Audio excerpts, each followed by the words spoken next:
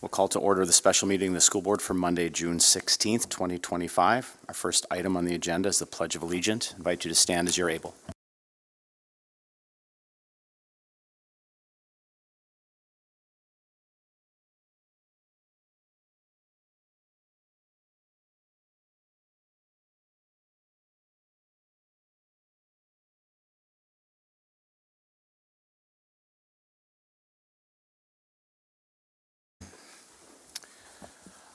Item 2A, the Level 4 grievance appeal. I would turn this over to Rachel Bruner.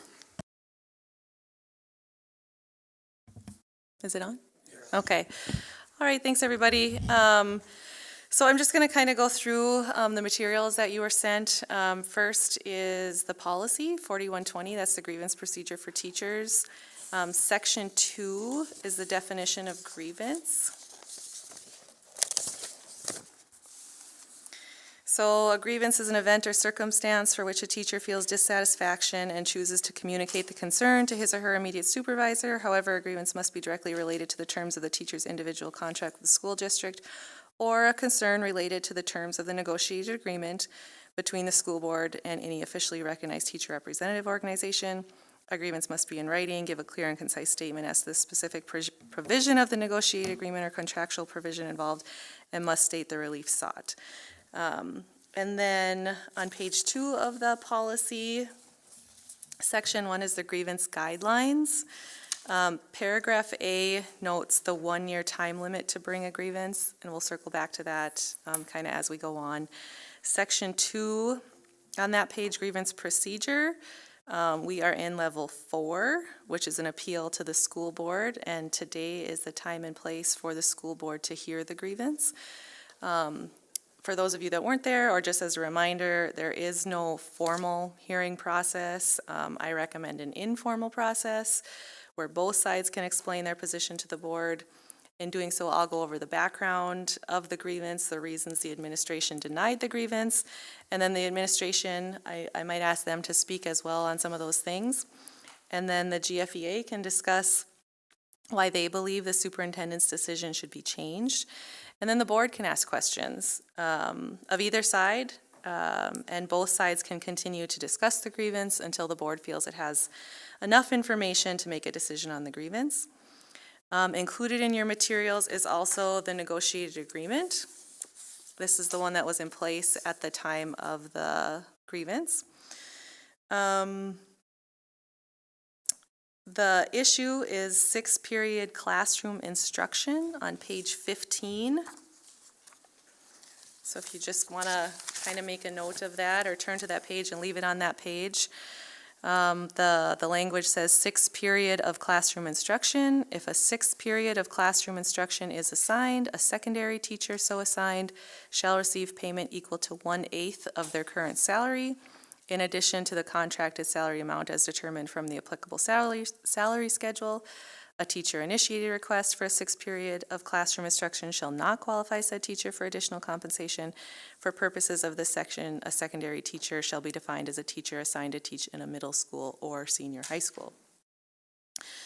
And then in the materials, there are 4 separate grievances filed against the school district by the GFEA.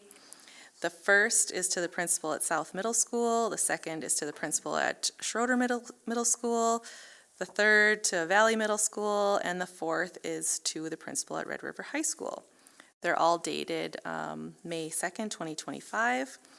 You'll notice the 3 middle school grievances are identical. And they assert that middle school teachers should receive 1 hour per week of extra pay from April 15th, 2025, or to whenever it started at their school to the end of the year. And then each of the middle school principals responded, and those responses are included in your materials as well. Each principal denied the grievance, stating that flex time does not constitute a violation of the negotiated agreement. And I know it might be kind of lengthy, but I'd like each of the principals just to kind of read their response as part of the record. So Dr. Arson, you want to go first and then just go down the line?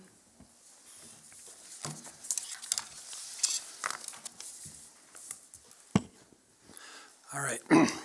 This letter is to acknowledge the receipt of the Level 2 grievance on Friday, May 2nd, 2025 from GFEA in regards to rider time as it pertains to the master schedule.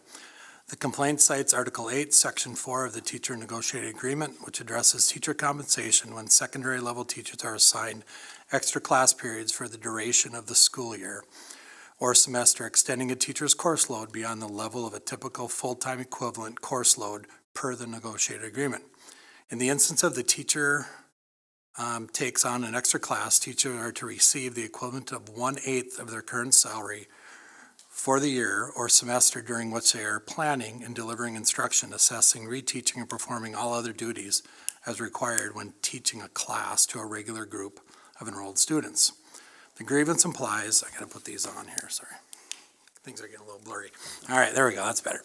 The grievance implies that the teacher should receive additional compensation for being assigned an extra class interpreting rider time, a 30-minute intervention period twice weekly, as an additional teaching assignment. Red River High School disagrees with GFEA for 4 reasons. 1, Red River High School principal and GFEA building rep met with GFEA President Melissa Bukup on December 19th, 2023 to discuss the concept of rider time /RTI at Red River High School.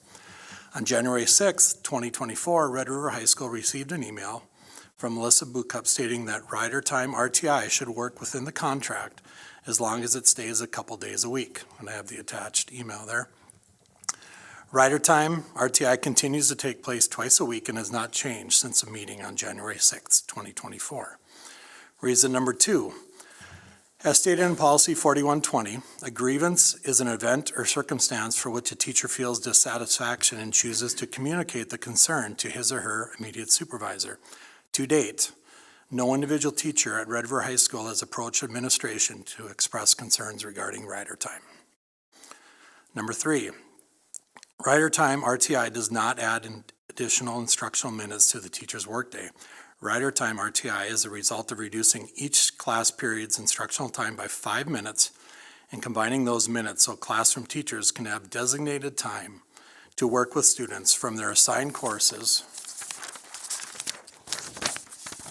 who have not yet completed tests, assignments, or who do not yet understand the current content being taught, which is part of the teacher's professional responsibility. Rider time RTI is not an additional class period as it does not consist of a uniquely assigned group of students meeting daily. Therefore, it does not qualify for additional compensation according to the additional course load compensation standards in the teacher negotiated agreement. Number 4, according to Policy 4120, grievances which reach Level 2 shall not be valid for consideration unless the grievance is submitted in writing to the teacher's immediate supervisor, setting forth facts and the specific provision of the negotiated agreement or individual contract allegedly violated and the particular relief sought within 1 year after the date of the first event, giving rise to the grievance occurred. Failure to file any grievance within such a period shall be deemed a waiver thereof. Rider time RTI at Red River High School started on April 2nd, 2024. GFEA leadership did not meet with the school regarding the issue until April 29th, 2025, more than 1 year later, rendering the grievance invalid. For these reasons, Red River High School does not support the grievance and maintains that rider time RTI is consistent with both the intent and the letter of the negotiated agreement. Respectfully, Dr. Christopher G. Harrison, Principal. And then the attachment is that email that you referenced, Yep. right? And Yep. the board has that as well? Yep. Okay. All right, do you want to just go down the line, Travis? Sure. This letter acknowledges the receipt of a Level 2 grievance on May 2nd, 2025 from the GFEA regarding flex time as it pertains to the master schedule. The complaint cites Article 8, Section 4 of the Teacher Negotiated Agreement, which addresses teacher compensation when secondary level teachers are assigned an extra class period for the duration of a school year or semester, extending a teacher's course load beyond the level of a typical full-time equivalent course load per the negotiated agreement. In the instance that a teacher takes on an extra class, teachers are to receive the equivalent of 1/8 of their current salary for the year or semester during which they are planning and delivering instruction, assessing, reteaching, and performing all the other duties as required when teaching a class to a regular group of enrolled students. The grievance implies the teacher should receive additional compensation for being assigned an extra class, interpreting flex time, which is a 23-minute intervention period that meets twice weekly, as an additional teaching assignment. Flex time does not add any instructional minutes to a teacher's workday. Flex time is a result of reducing each class period's instructional minutes by 1 or 2 minutes a period and combining those minutes so classroom teachers can have designated time to work with students from their assigned courses who have not yet completed test assignments or who do not yet understand the current content being taught, which is part of a teacher's professional responsibility. Flex time is not an additional class period as it does not consist of a uniquely assigned group of students meeting daily. Therefore, it does not qualify for additional compensation according to additional course load compensation standards in the teacher negotiated agreement. Flex time is twice weekly on Tuesday and Thursday during what's called our prime time advisory time from 8:45 to 9:08. With that, I believe the implementing of flex time does not constitute a violation of the teacher negotiated agreement, and as such, the issuance of a 6/5 contract is not warranted. I appreciate the association's commitment to representing its members and welcome continued dialogue to ensure clarity and mutual understanding regarding the terms of the negotiated agreement. The grievance procedure is intended to promote ongoing open conversation between a teacher and their administrator. I welcome continued dialogue with any teacher who would like to discuss this further. Respectfully, Travis Neal, Principal, South Middle School.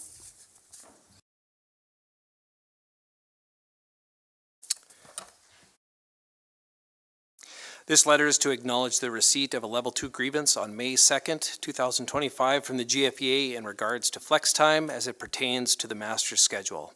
The complaint cites Article 8, Section 4 of the Teacher Negotiated Agreement, which addresses teacher compensation when secondary level teachers are assigned an extra class period for the duration of a school year or semester, extending a teacher's course load beyond the level of a typical full-time equivalent course load per the negotiated agreement. In the instance that a teacher takes on an extra class, teachers are to receive the equivalent of 1/8 of their current salary for the year or semester during which they are planning and delivering instruction, assessing, reteaching, and performing all other duties as required when teaching a class to a regular group of enrolled students. The grievance implies that teachers should receive additional compensation for being assigned an extra class, interpreting flex time, a 24-minute intervention period held twice weekly as an additional teaching assignment. Flex time does not add any instructional minutes to a teacher's workday. At Schrader Middle School, flex time is conducted during a teacher's advisor-advisee time, rater time, on Tuesdays and Thursdays, so classroom teachers can have designated time to work with students on their assigned courses who have not yet completed tests or assignments or do not yet understand current content being taught, which is part of the teacher's professional responsibility. Flex time is not an additional class period as it does not consist of a uniquely assigned group of students meeting daily. Therefore, it does not qualify for additional compensation according to additional course load compensation standards in the teacher negotiated agreement. The administration does not agree with the GFPA grievance that flex time qualifies as an additional period of classroom instruction. Regarding the district's grievance procedure, it is intended to promote ongoing open conversation between teachers and their administrators. I welcome the continued dialogue with any teacher for the purpose of ensuring clarity and mutual understanding regarding the terms of the negotiated agreement. Respectfully, Dave Nowatzki, Principal. Okay, and I'm reading this on behalf of Mr. Shai, who is actually at an RTI conference right now. This letter serves as a formal acknowledgement of the Level 2 grievance submitted by the Grand Forks Education Association on May 2nd, 2025 concerning the implementation of flex time within the master schedule. The grievance cites Article A, Section 4 of the Teacher Negotiated Agreement, which provides for additional compensation in cases where secondary teachers are assigned an extra class period for the duration of a school year or semester, thereby extending their course load beyond that of a standard full-time equivalent. Under the agreement, such assignments require compensation equal to 1/8 of the teacher's current salary for the relevant period. The grievance contends that the twice-weekly 26-minute flex period constitutes an additional class period, thus qualifying teachers for supplementary compensation. It is important to clarify that on non-flex days, teachers have 270 minutes of student contact time, along with 49 minutes for team collaboration, 49 minutes of preparatory time, a 25-minute duty-free lunch period, 40 minutes prior to the start of the school day, and 30 minutes at the conclusion of the day. On flex days, teachers have 271 minutes of student contact time, 45 minutes for teaming, 45 minutes for preparation, a 25-minute duty-free lunch period, 40 minutes prior to the start of the day, and 30 minutes at the end of the day. Flex time does not add instructional minutes to the workday. Rather, it is implemented by reducing each class minute by 4 minutes and consolidating that time into a dedicated intervention block.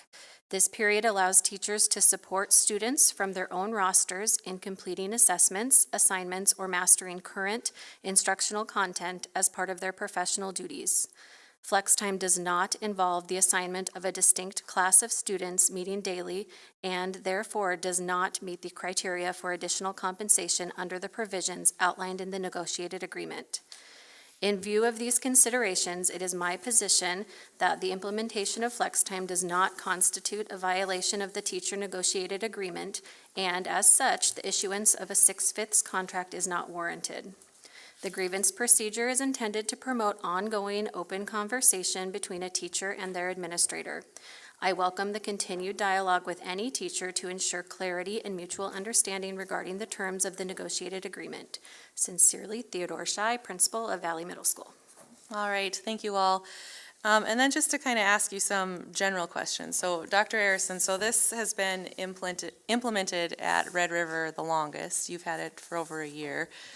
Just kind of, can you explain to the board and to everyone how rider time came to be at Red River? Yes, thank you. So really, rider time came out of teacher feedback. We came after, and I hate to even go back to COVID, but really going back to COVID, right? You know, we had the shortened year, we had the every other day.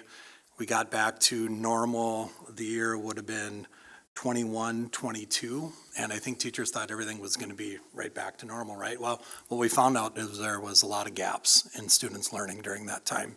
Students were farther behind, and teachers were really struggling, working extremely hard, spending their preps before school, after school, trying to catch kids up, just running around and working extremely hard. And so out of a PD session we had an ed camp kind of theme in the afternoon, and ed camp is really where teachers pick the topics that they want to discuss. And out of that PD session, it came around connections with kids, more time, building relationships. And we're like, how do we do that? How do we find more time? How do we do a better job building relationships with kids? And so that was at the very end of 21, 22. And so during 22, 23, again, PD sessions, we thought, well, maybe that was just kind of a really off year because kids were coming back to normal. And the next year, 22, 23, really wasn't any better. I mean, teachers were still working extremely hard. Kids were still quite a ways behind. We kept on hearing, we need more time with kids. If we had more time, we could catch them up, right? We could make a difference. And so that summer, we were able to take a team of 13 teachers, one special ed coordinator, 3 administrators, and some district people out to an RTI conference in Seattle to learn about RTI, response to intervention. And after that conference, teachers were like, that's it. That's what we need. That would give us what we want to do. It would find the time to meet with kids. And so we spent the beginning of the 23-24 school year from really when we got back from Seattle, middle of August, through the end of March, studying PD, or having PD sessions with our entire staff, answering questions. We formed a guiding coalition that met every other week. Every decision that we made was teacher generated. Teachers made the decision. Our guiding coalition made the decision. They represented every department in our school. They would take our minutes, go back, share it with their department, and we just spent a lot of time answering questions, learning about it, PD, and then it was the Guiding Coalition, along with teachers in our building, made the decision that we're going to start this on April 2nd. They decided that we're going to go 2 days a week. That was teachers' decision. They thought 2 days a week was a great place to start. They thought Tuesdays and Thursdays, they thought 30 minutes a week would be perfect. They looked at it as not taking away from their current class, but really banking 30 minutes twice a week to help kids that were struggling with content. When you look at the PLC, Grand Forks has been doing the PLCs for years, right? The first question of professional learning community is, what do we want students to know and be able to do? The next question is, how do we know if they know it, right? Assessments, the first one is standards, and the third one is, what do we do when they don't know it? That's RTI. RTI is taking that time when kids don't know it, it's reteaching, providing support. And so that's really what we studied for that. And we took, like I say, that was 6 months. It was very thoughtful. Our teachers really led it. They were the ones that were the voice. And so and actually Dr. Walters and Mr. Hepley and I were like, maybe next school year would be a little bit better. Maybe we should wait till the beginning of this past school year, 24-25. And our teachers were, no, we're starting fourth quarter. We want to start with our students fourth quarter. That was our teachers' decision. So that's really what drove it. It was teachers wanting more time, and honestly, our teachers will say this, it has saved them time, because instead of coming in early before school, instead of giving up their prep time to reteach, instead of staying after school to give tests, instead of giving up all their prep time, now they have 30-minute chunks, 2 30-minute chunks twice a week to reteach, to provide extension activities, to give tests and quizzes. And so it's been really, really helpful. When this year started, you want to wait a couple weeks to, get some assignments in the books, get to know your kids. And we had students coming to us saying, when's RTI going to start? When's Rider Time going to start? And so our students have looked forward to it. Our students really like being able to get their teachers in the middle of the day. And it's been really great for our school. And so overwhelmingly, 80% of our teachers view it, either agree strongly or agree that this is a good thing. 11% are unsure. So we have about 10% of our teachers that maybe don't think it's the best thing. But overall, when you have about 70, 80 to 90% of your teachers that feel this is a good thing, and you have 100 teachers in your building, I think that's pretty good. So it's been really great for our school. It's been great for our staff. Our teachers will say they get their prep time back. And so it's been really positive. We've seen an increase in its student achievement. We presented that information to you back in January. We had a 43% decrease in Fs. Kids are passing classes. We haven't got that data yet since the end of the school year. It's just been a little busy. It's making a difference. And so that, coupled with our PLC, coupled with our attendance policy, we're seeing a difference. And I can't stress enough how this is teacher voice. This was organic. This came from our teachers. Our teachers are the ones that wanted to figure out a way to get more time. Our teachers are the ones that wanted to get these kids in the middle of the day and not try to track them down before school, after school, on their prep periods. But when you have it between second and third hour, and every kid is in your building at that time, you're able to catch these kids and you're able to provide additional support. Some of the things that our teachers are doing are just really phenomenal in their RTI sessions. So it's been really great for our school. All right, thank you. And you talked about in your response as well that, this was, teacher-led. You talked about it again here.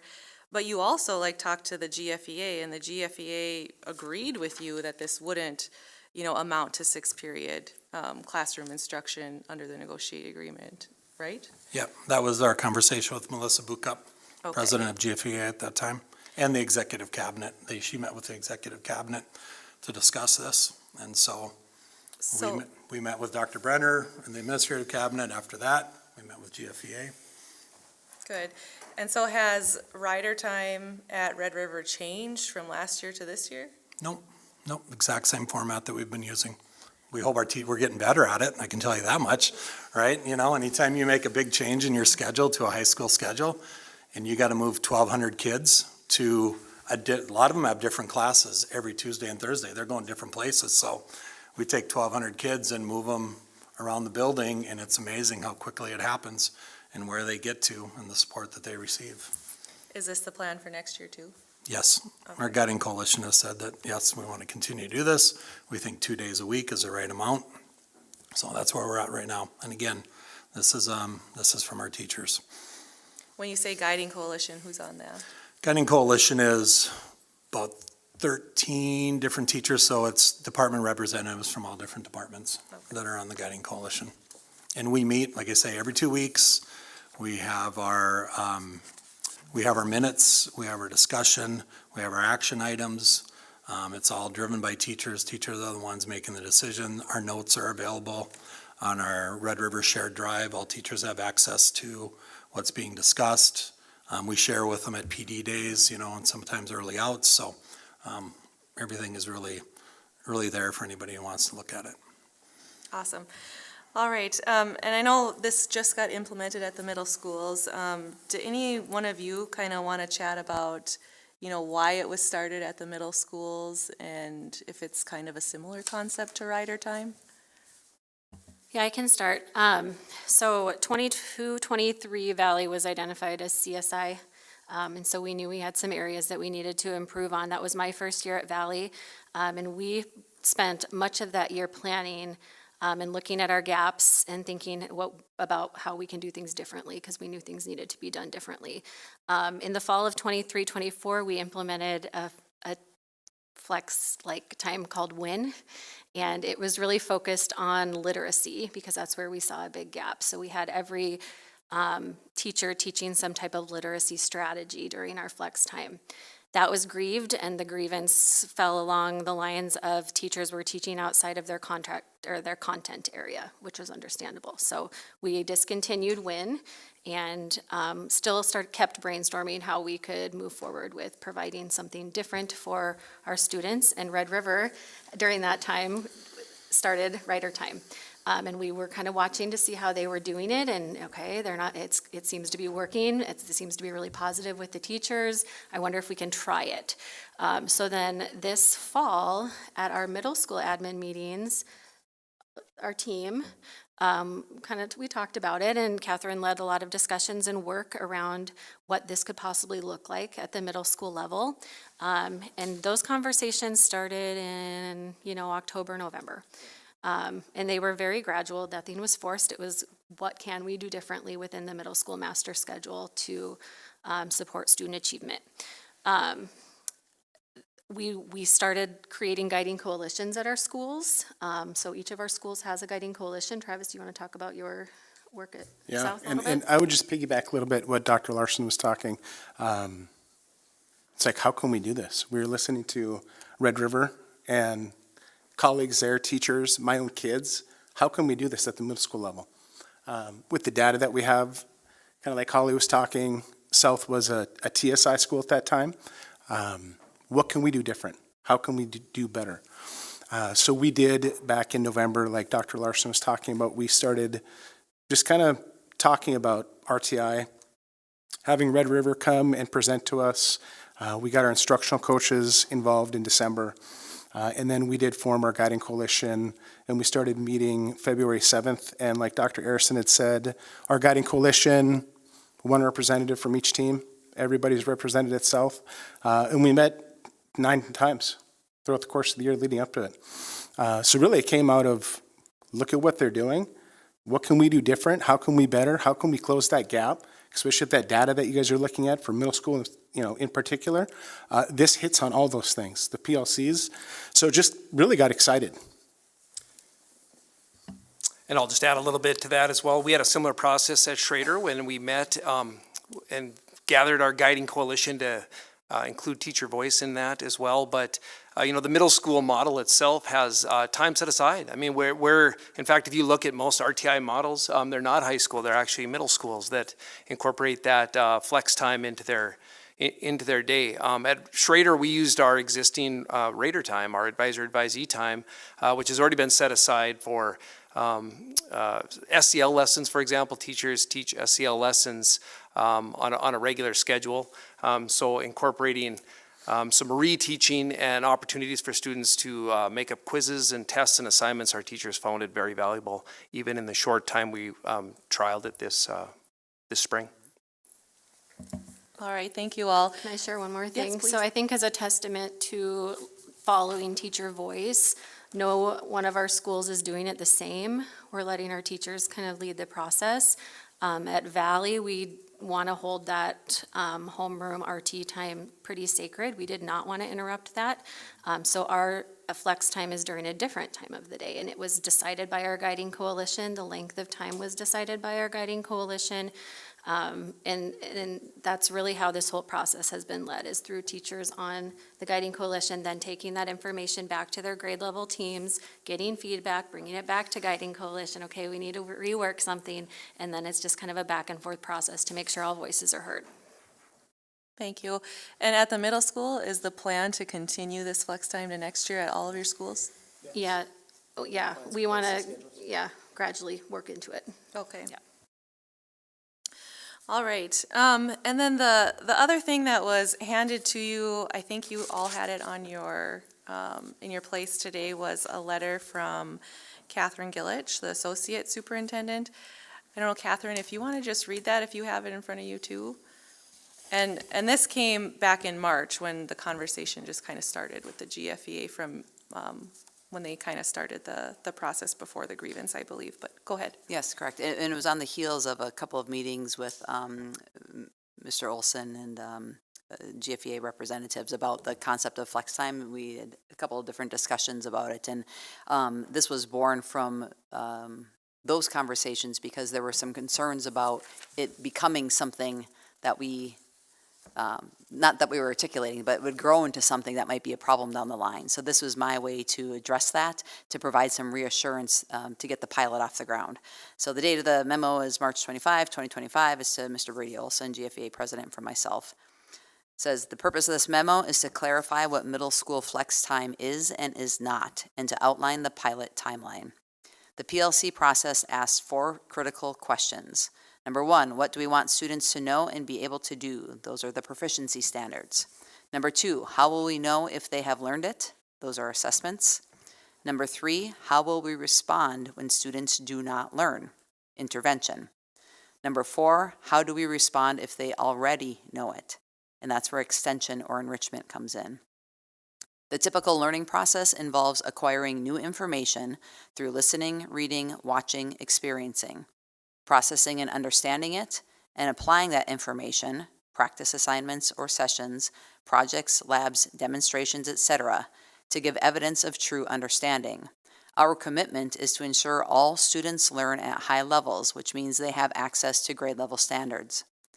The reality is that not all students learn at the same rate and pace, and some will require extra time and exposure to understand a standard. Flex time provides teachers with extra time during the school day to respond when students do not learn. This is known as response to an intervention, or RTI, Tier 2. Flex time is a 25 to 28 minute session 2 times per week.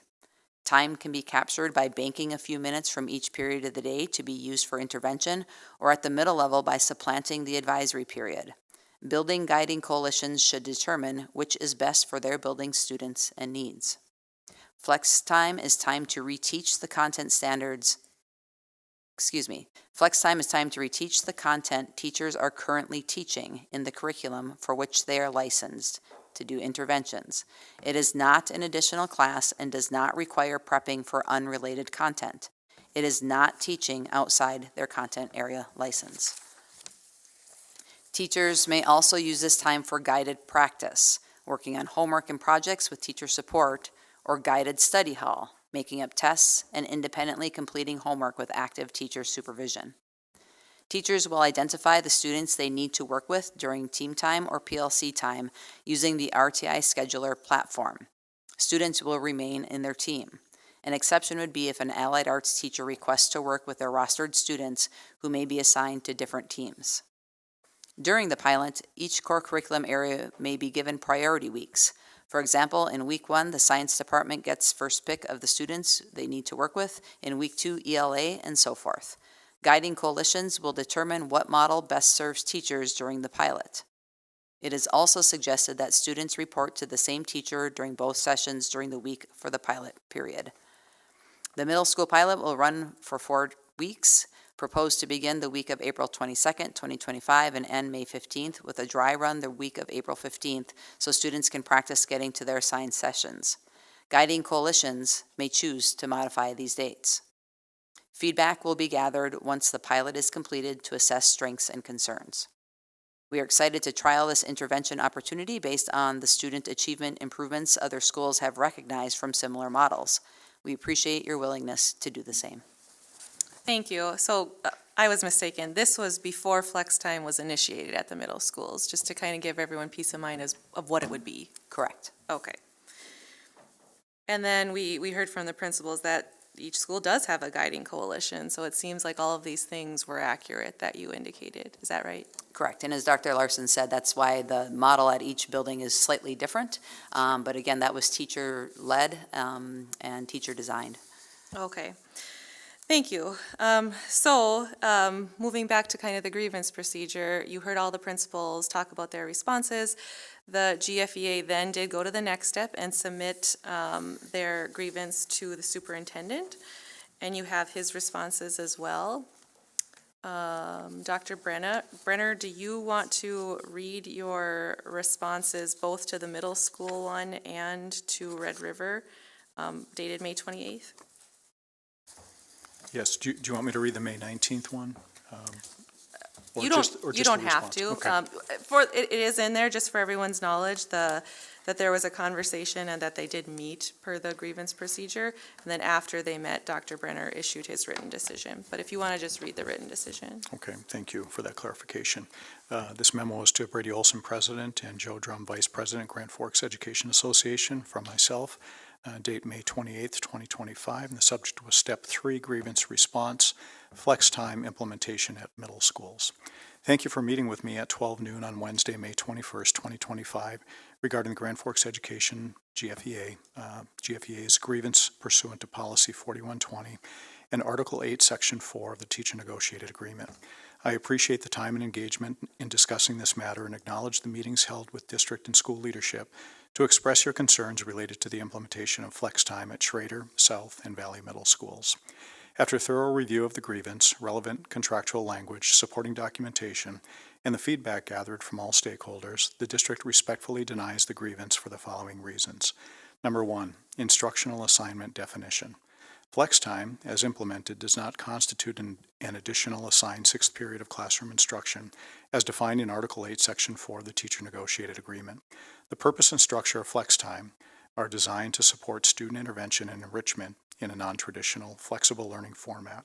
Teachers retain professional discretion over this time and are not required to deliver a traditional classroom instructional period as contemplated by the negotiated provision. Number 2, teacher-initiated participation and professional responsibilities. The flex time schedule was developed collaboratively at the building level with teacher input, and its implementation is aligned with the broader instructional goals of the district. Participation in flex time falls within the scope of professional responsibilities and does not meet the criteria for additional compensation under the contractual language concerning a sixth instructional period. Number 3, compensation clause application.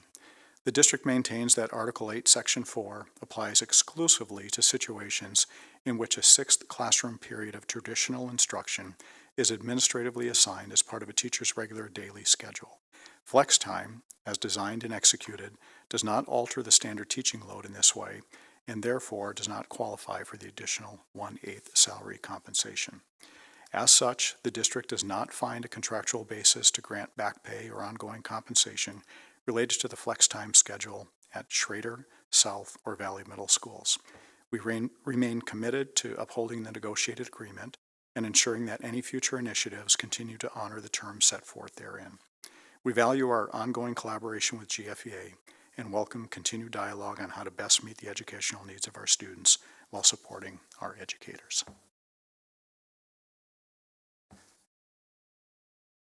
And then moving on to the one relative to rider time at Red River High School. This memo was also to Brady Olson, President, and Joe Drum, Vice President, Grand Forks Education Association, from me, May 28th, 2025, Level 3 Grievance Response, rider time at Red River High School. Thank you for meeting with me at noon on Wednesday, May 21st, 2025, regarding Grand Forks Education Association's following procedures outlined in Grand Forks Public Schools Policy 4120. The district acknowledges GFEA's concerns regarding the implementation of rider time at Red River High School and appreciates the opportunity to respond as part of the Level 3 grievance process. Following a thorough review of the grievance, the relevant provisions in the teacher negotiated agreement, specifically Article 8, Section 4, and the factual circumstances surrounding rider time, the district respectfully denies the grievance for the reasons outlined below. 1. Rider time does not constitute a sixth period of classroom instruction. The language in Article 8, Section 4 refers explicitly to a sixth period of classroom instruction, as defined by the assignment of an additional traditional instructional class beyond the normal teaching load. Rider time, while scheduled within the school day, does not constitute a traditional sixth class period. It is structured as a flexible intervention and enrichment block intended to support student learning needs through advisory, remediation, and other non-credit bearing activities. The nature and scope of rider time differ significantly from a standard course or instructional period. Teachers retain flexibility in how this time is used, and it is not treated as a sixth assigned instructional class in the master's schedule. Number 2, assignment scope and contractual responsibilities. The rider time schedule was developed collaboratively at the building level with teacher input, and its implementation is aligned with the broader instructional goals of the district. Participation in rider time falls within the scope of professional responsibilities and does not meet the criteria for additional compensation under the contractual language concerning a sixth instructional period. Number 3, compensation eligibility. Because rider time does not qualify as a sixth period of classroom instruction under the definition and intent of Article 8, Section 4, the request for back pay and hourly compensation from the 2024-25 school year onward does not meet the threshold for compensation under the terms of the negotiated agreement. Number 4, response to GFEA's rebuttals. The district acknowledges the January 6, 2024 communication and reiterates that rider time was implemented with transparency and ongoing dialogue, including opportunities for teacher input in April 2024. Any concerns about retaliation are taken seriously. However, no formal complaints or evidence of retaliation have been presented, and the district remains committed to fostering a respectful and open work environment. The district maintains that Article 8, Section 4 applies exclusively to situations in which a sixth classroom period of traditional instruction is administratively assigned as part of the teacher's regular daily schedule. Rider time, as designed and executed, does not alter the standard teaching load in this way, and therefore does not qualify for the additional 1/8 salary compensation. Because rider time was implemented in April 2024, GFEA's grievance has exceeded the one-year threshold of when a grievance may be submitted. Conclusion. Based on the information provided in the applicable language of the negotiated agreement, the district finds no contractual basis for the grievance and respectfully denies the requested resolution. Grand Forks Public Schools remains committed to honoring the language and spirit of the negotiated agreement and to working collaboratively with GFEA to support both staff and student success. We appreciate GFEA's dedication to its members and look forward to continuing our professional dialogue. All right, thank you. And then the reason we're here today is that the GFEA then went to level 4 and submitted the grievance to the board, and you have that as well. I'm going to read that one out loud.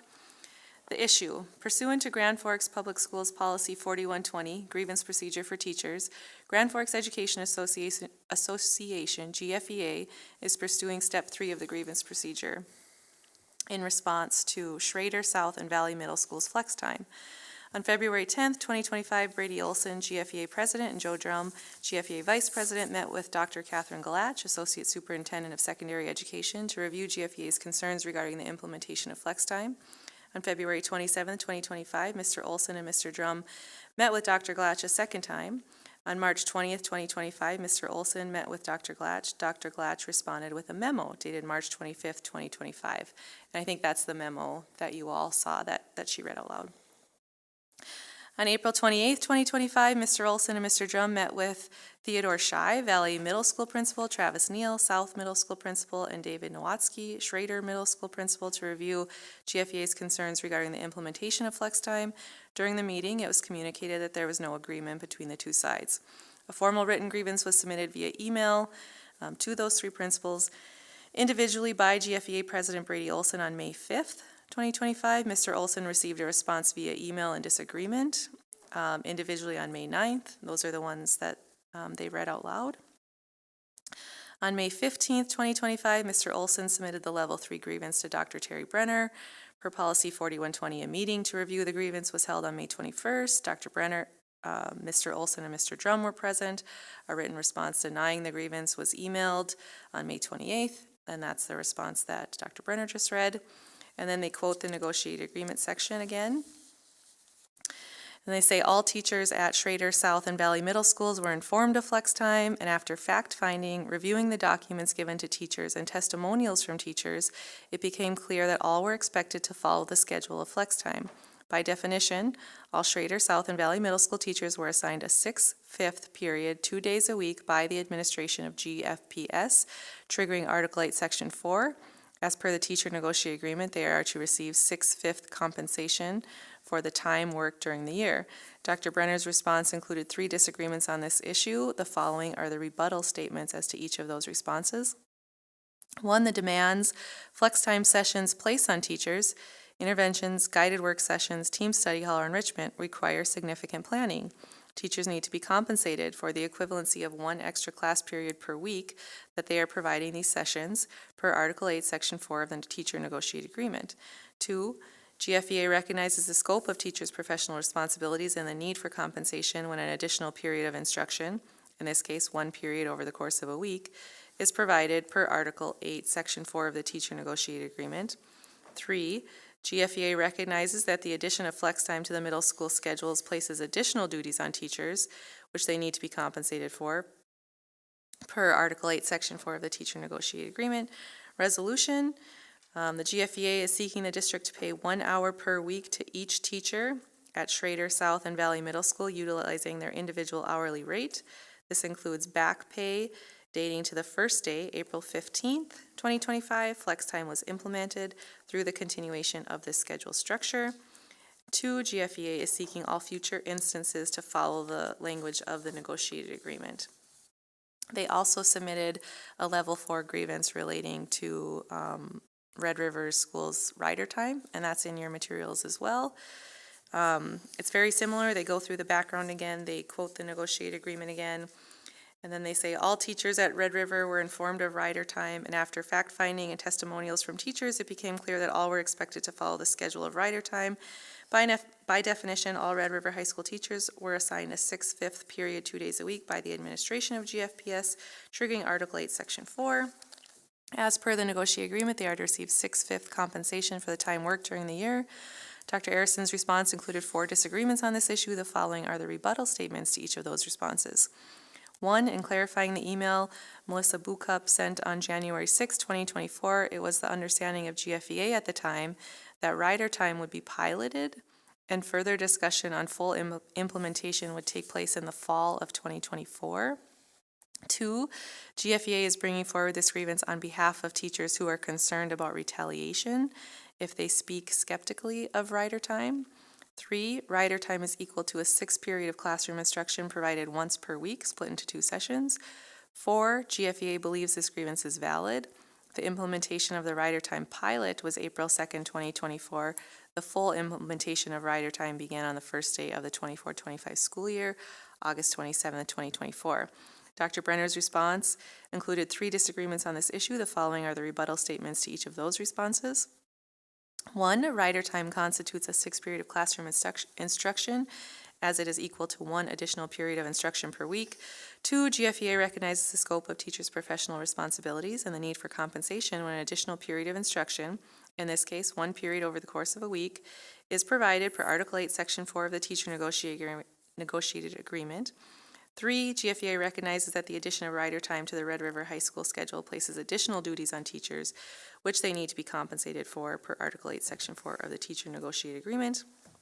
And the resolution for this one that they're requesting is 1, GFEA is seeking the district to pay 1 hour per week to each teacher at Red River High School, utilizing their individual hourly rate. This includes back pay dating to the first day rider time was implemented, the 24-25 school year, which began on 8/27/24, through the continuation of this schedule structure.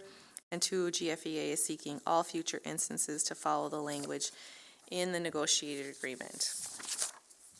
And here we are today.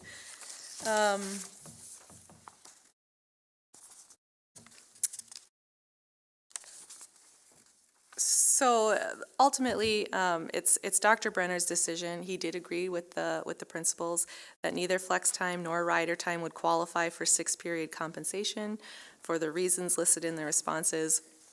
Also, as to rider time, his response or his decision indicated that it was past the time frame to bring a grievance. And I do have some comments that I'll make in executive session as to my legal opinion more when we get into that. But overall, I do agree with Dr. Brenner's decision. If the GFEA wants to discuss why they believe the superintendent's decision should be changed, they can do so now if they'd like.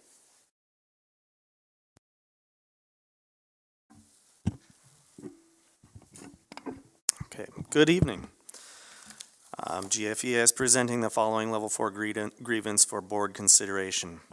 Through continued discussion and fact-finding, GFEA maintains the opinion that rider time currently implemented at Red River High School and flex time piloted at the middle schools this last year violate the terms of the teacher negotiated agreement. Rather than restating the initial document, we'd like to explain our perspective on how these directives violate our contract.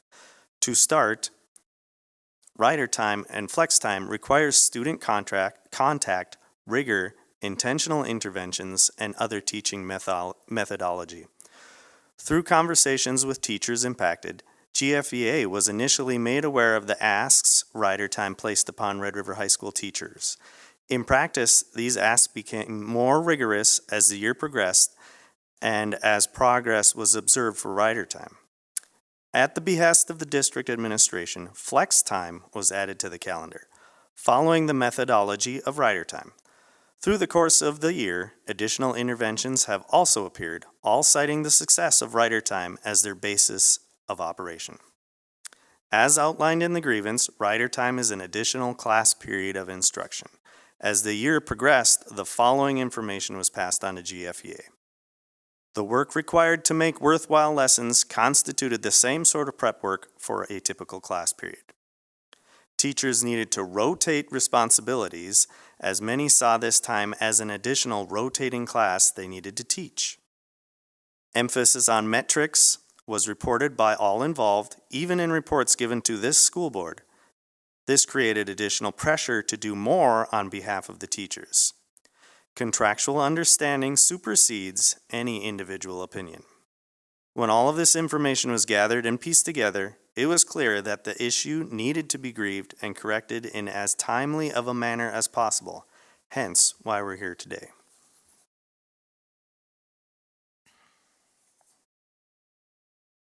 All right, thank you. If the board has any questions from either the GFEA or the administration, they can certainly ask now.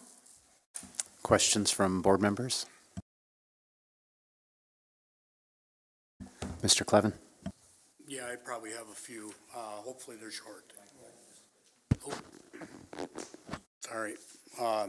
Does any of this require creation of new, like, teaching content and materials outside what's already being taught in the classroom? In other words, if you're teaching arithmetic, are you being now asked to teach calculus? I'm just using that as an example.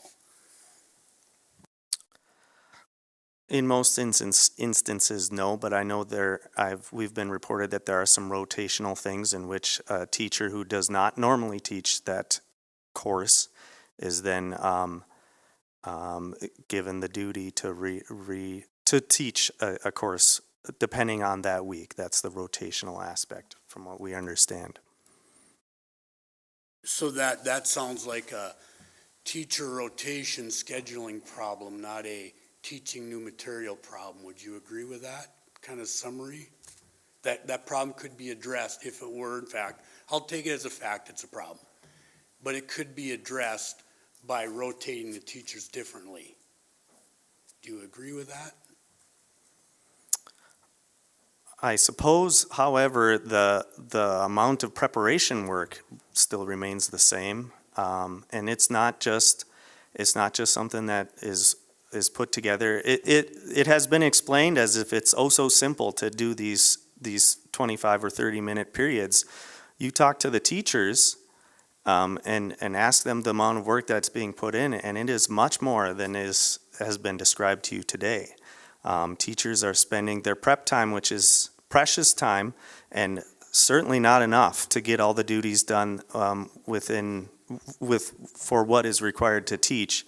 And now they're having this additional prep added to their schedule so when a group of students show up for this prep time or for this flex or rider time, that they have something to present to them, to those students who come to their classroom. So this may be a follow-up question then for any of the principals. These sessions, is there an expectation that like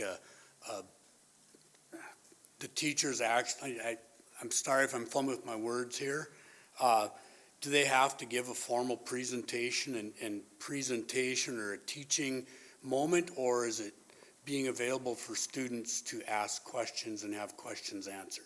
In other words, is it kind of student-directed by question and answer, or is there an actual component of teachers having to present material? So there's different types of sessions. So one of our sessions that we have would be a traditional help session where kids would come in, ask questions, get help on their homework, have a teacher there. We have some teachers that reteach a standard. So for example, a teacher maybe gave an assessment and there was a significant amount, maybe there was a small group of kids that didn't comprehend it. So that teacher would then create a session, bring those students back in, reteach the standard that they had previously taught. They're teaching it in a small group.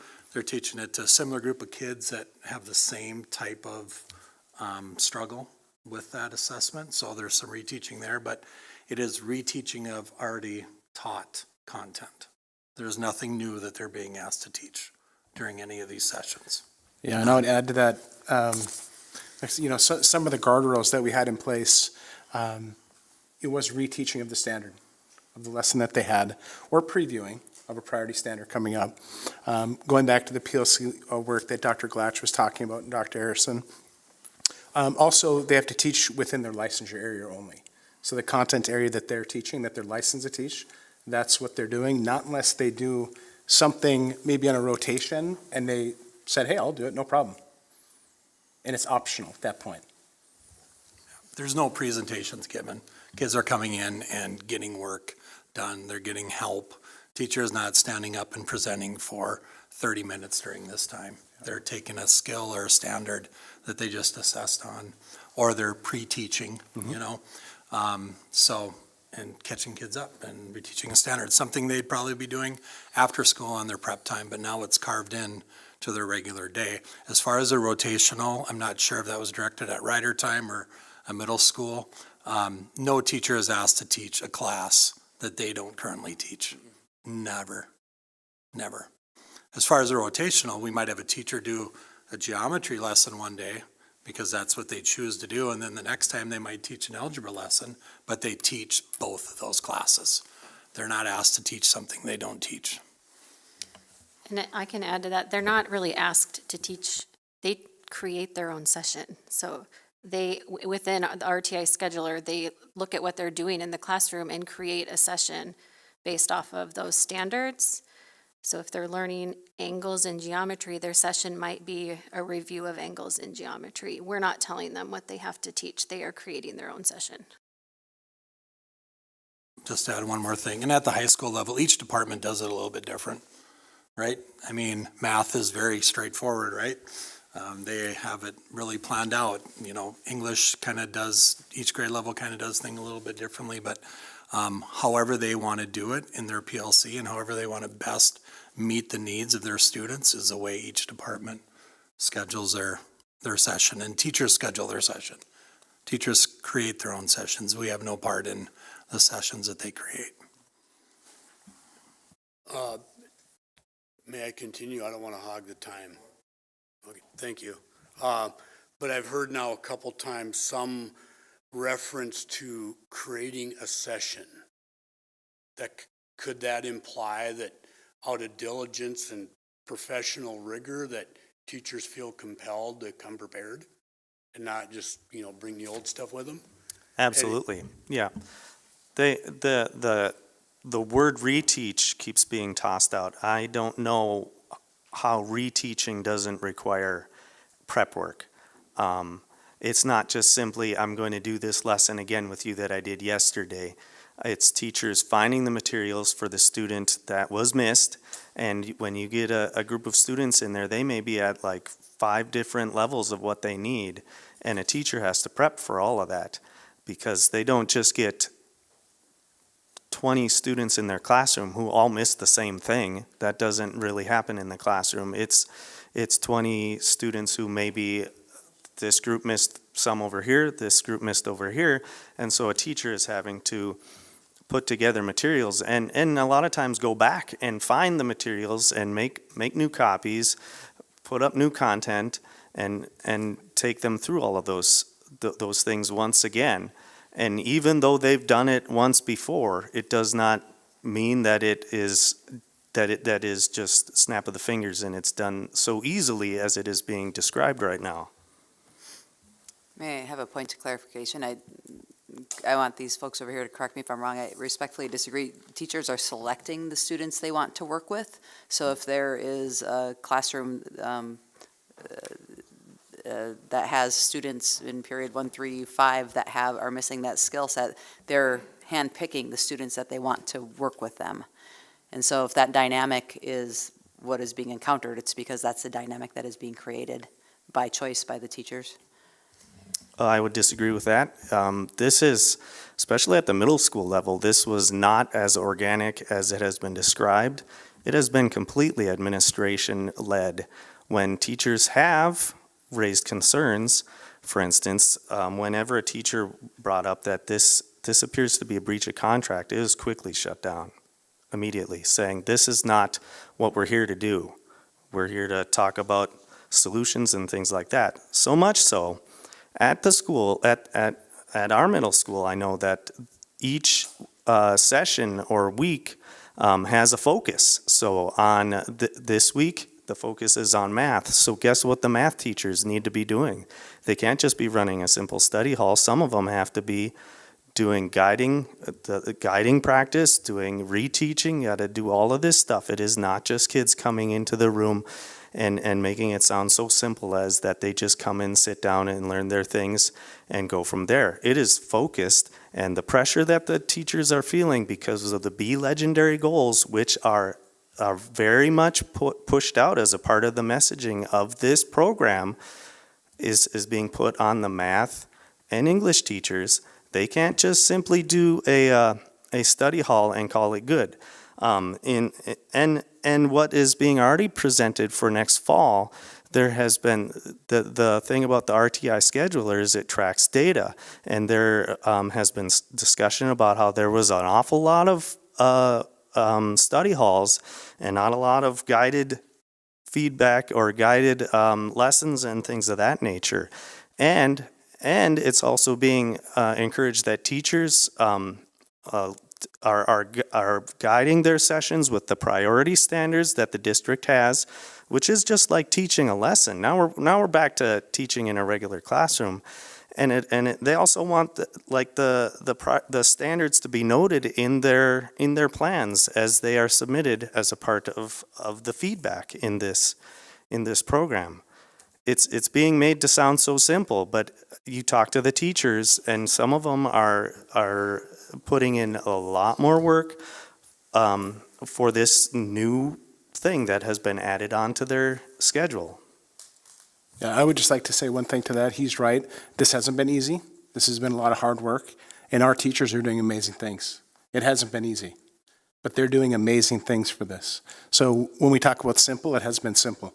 We've been talking about this for many, many months. We've been getting teacher input since back in December, January, February. So simple, easy, no. It's been hard, but good work. And I think some clarification on some of the verbiage. The create a session, we just say that because that's what the button says on RTI Scheduler. We're not creating, like they don't have to create something. Create a session is what the button says. You create a session. It's a scheduler. It's the software that we use. The rotation of the different subject areas, we simply do that so that we're not all fighting for the same kids. So we have different priorities for each week. So 1 week, it might be a math priority week. That just means math teachers get to select the students for their session who really need a math intervention first, and then the next day it opens up to all the other teachers to select the students for their sessions. The next week it might be a language arts priority week. That means they get to select their students for their sessions who really need a literacy intervention, and then the next day everybody else gets to select. So that's the rotation, but we also have allied arts has a priority week, science has a priority week, social studies, everybody has a priority week, so that everybody gets a chance to have first selection of students who really need the intervention at that time. And that's just how the software works. We just have to do it that way so we can pick the kids who need the intervention first. Anything else, Mr. Thank Clevin? you. No, that was very good, informative. Thank you, everybody. Dr. Lund next. Thank you, Mr. President. As you guys know, I came here shortly after Moses came down the mountain, so I've been here a while, and I've watched my kids, now my grandkids, and lots of my patients through the years struggle in various classes. And what I'm wondering is, you know, back then, I remember my daughter, my granddaughter especially, they were struggling in classes. They got help from their teachers, and I'd be emailing at 8 o'clock at night. I'm wondering what's different now compared to back then, because those they weren't called art, they weren't called rider time, they weren't called interventions. They were helping kids who were struggling in various classes, and I'm wondering what's the difference between what they were doing back in the 80s, 90s, 2000, 2010, up till a year and a half ago, and now. I'm wondering what is the difference, and I'd be interested in hearing from any and all. I'll take a crack at that. I think the one thing, and I just want to say what Mr. Olson said, it is hard work. There's no doubt catching kids up and reteaching is hard work. And I feel what our teachers were doing before is trying to catch them on their prep periods, trying to catch them after school, trying to catch them before school. Now they have 30 minutes in the middle of the day to reach these kids and to work with them and to help them. So I do agree with Mr. Olson, it is hard work. Anytime kids have gaps in their learning, anytime they need additional ways, it's not easy. And so I will say that. And I think the difference right now is that parents don't have to email the teacher and say, when are you going to meet with my kid? When can you help my kid? Or get an email from a parent saying, my student can be there every day after school at 3 o'clock. No, the teacher has meetings, they have prep to do. Now we say, we will be sure your student gets into the RTI time to get the help that they need. And then that frees up the teacher's time after school, frees up their time on their prep time. So I agree with Mr. Olson, it's not easy. But I think our teacher would say it's freeing them up on their prep times, and they are able to reach some of their students that have some of those gaps.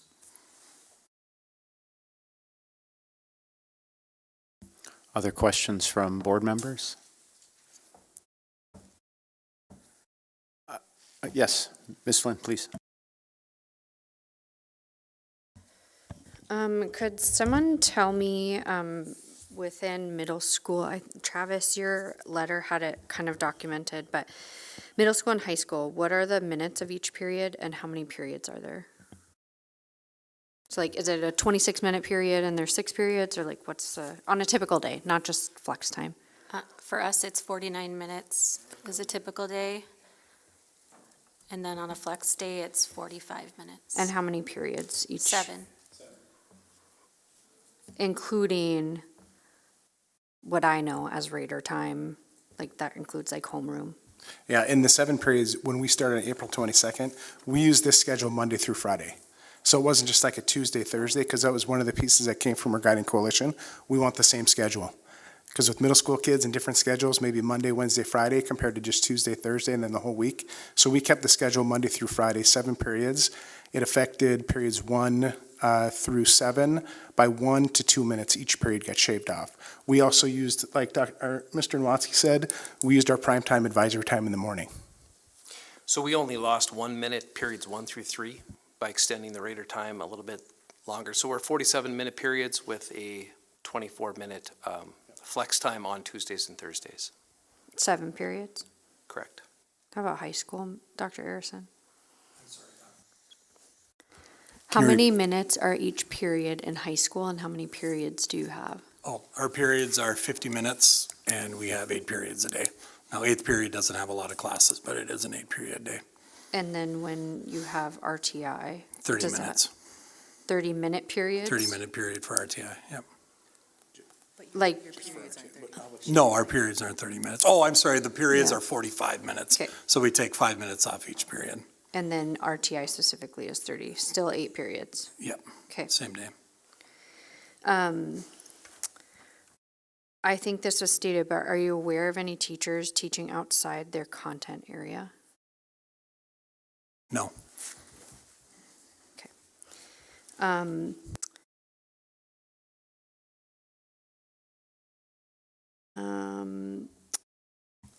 I will add to that, I've had teachers that I have no problem doing it. So I'm aware of a couple because they've told me they don't mind doing it. They want to do it to help. They want to do it to help math or ELA. So they've told me they want to do it. Sure. They're volunteering with their team.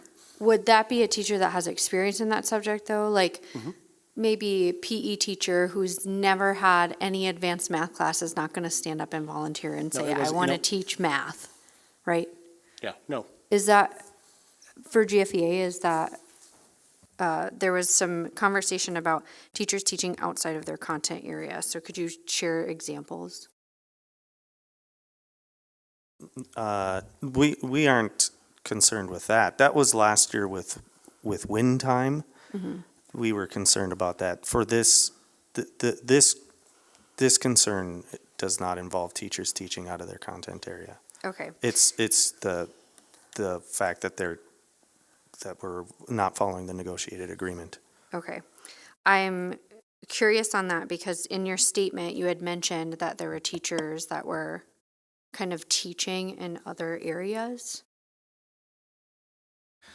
So that was brought up with the rotation within, so for example, a math class. If it's a math individual, students come in, potentially maybe, they teach geography, or excuse me, not geography, they teach geometry, and an individual comes in that has a calculus-related question. If it's that teacher's turn or time in order to do so, they'll do what they can to help that student if that's the classroom that's considered open during the RTI time block.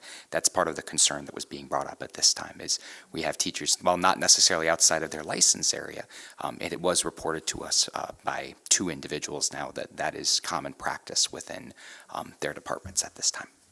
Can you explain that just a little more? So I'm thinking a math teacher knows calculus, algebra, geometry. So what would behoove a student from coming in and saying, I have this question, but it's only calculus day? I just So- don't understand kind of The way that it was explained to me is individuals will come in and there are certain classes that they are more or less expected to go to for that day within the department. When they go to that classroom, the teacher that is teaching in that course will, by their certification, be able to teach any number of math subjects, for example, just using math as the example there. So if somebody comes in with a calculus-related question, that teacher, that individual is certified. They may not necessarily be teaching that course at that time, but they have the content knowledge to help the kid. The individual that came forward with the concern came forward with that concern because he felt pressure in order to do that piece. He doesn't want to come forward and express that pressure out of fear of retaliation and out of fear of situations like that. But that pressure piece is very prevalent in the writer time piece right now. So Can I then, speak to that really Yeah. quick? At the middle school level, we don't have any open sessions, so students aren't able to just show up to a session. High school, Dr. Arison can speak to what that looks like for them. But middle school teachers are only teaching students who they have on Who their are team. assigned to They're their- staying within their teams, so they wouldn't have anybody in their class that wasn't in their class, with the exception of some allied arts teachers. They sometimes have to cross-team because they teach all grade levels and all students, but they have a create a session. They have a session that they created that a student would fit into that session, so they would have that there. But you can talk about open sessions if you want, I don't know. Yeah, and I think when you talk about pressure, I think when we met earlier, you said that was more collegial pressure, Mr. Drum, not administrative pressure, that they were, when we met back in May, that you said Yeah, that was more. for the most part, that's what was indicated as well. Collegial. And they had indicated that it was a little bit of, from their perspective, it felt like it was both, but they did express that there was a significant amount of collegial pressure, yes. Gotcha, okay. So yeah, like you say, each department does does their schedule different ways. So in math, you're right, there might be a teacher that's focusing on, that they're reteaching a geometry standard that day, and one math teacher may have a help session. And within that help session could be any number of math students who need help with a specific math question. So, you might get in a math help session, you might get a geometry question, you might get an algebra question, you could get an algebra 2 question, that is true, but math teachers are all certified to teach those classes, so that does happen in some of the content areas. I think it speaks to the power of the system, actually, because instead of maybe one math teacher handing out makeup quizzes, you might have a math teacher in a department doing all the makeup quizzes, That's what happens. freeing up teachers to do reteaching, answer questions, get kids help during that session. It's an efficiency standpoint. And that's really kind of the way it works is, right, so a lot of math teachers teach 3 different preps. They can't do an RTI session on one day for all 3 of those preps. It just doesn't work. So they pick one of their preps, and as a department, they make up the decision how it's going to work, and it's kind of that synergy that they create within their department to get help. And so I just kind of want to go back to one of the questions Dr. Lund asked about parents, right? So we surveyed parents as well on our feedback from, and so question 1, I feel rider time has a positive impact on my child's ability to be successful in school. 75% of the parents agreed. I feel that rider time at RHS has allowed my child more opportunities to complete work and master the content they are currently covering in their class. 72% of the parents agreed, or strongly agreed. We have seen a positive impact on my child's stress level, knowing they have access to their teachers during rider time to help, to seek help and support. And that was 60% of the students responded favorably to that. And there's a large unsure, like in that question, there's 21% unsure, right? So that was just back to Dr. Lund's question. I have just a couple more questions. Is there a version of this done in elementary school? No, there is not. There are interventions provided within the individual course or in individual school or individual classrooms. Thank you. Okay. Yep. So let me share an example, because maybe what I'm thinking is not what I am assuming the answer to be. When my daughter was in 3rd grade, the teachers would work in their PLCs to determine which students needed to catch up, which students needed interventions. And so they would take those students out of, let's say, math, and they would rotate. So maybe my teachers, or my daughter's teacher was Miss Corbin, but one of the other 3rd grade teachers was the intervention teacher. So they would move those students to the intervention teacher. There would be some catch-up teachers, and all 3 of those would still have a same period, but they would specifically pair students with that skill set of that teacher.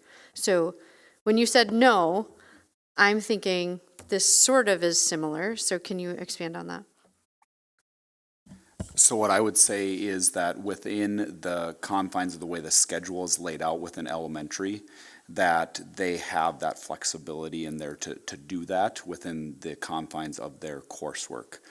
So during math time or within social studies, it's not laid out where they're going to have 45 minutes and go from class to class. Within the flexibility of the elementary day, they have that flexibility, and they do utilize it within interventions to get the students what they need at the given time that they need it. But it's not laid out similar to the middle school and high school level, where they go from course to course. So we could say, in some ways, the intent is similar, but maybe apples to oranges based on schedule. I would agree with that. Yep. Okay. Yep.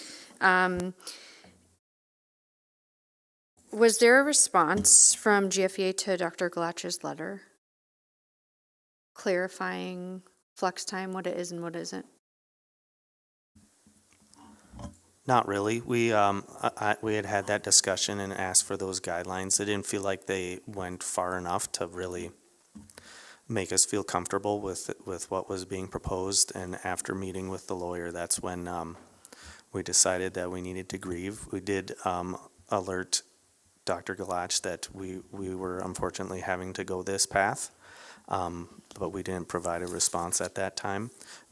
We also were waiting to see how it was being presented to the different middle schools, and it was distributed, but it didn't seem like the guardrails were there to keep this from being something or morphing into something that it wasn't intended to be, which is one of our big concerns. Is it starts like this and then it turns into something different. It could be 2 periods this year, it could be 3 periods next year, it could be 45 minutes, and then all of a sudden we've got an additional period in the day. There's no stopping that train from moving other than us bringing these concerns to the table.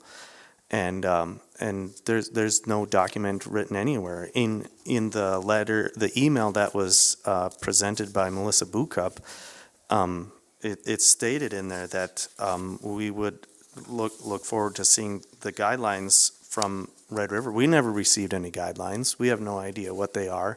We don't know what they were initially, and we don't know what they are now. And this is one of our concerns. It's the contractual aspect of this.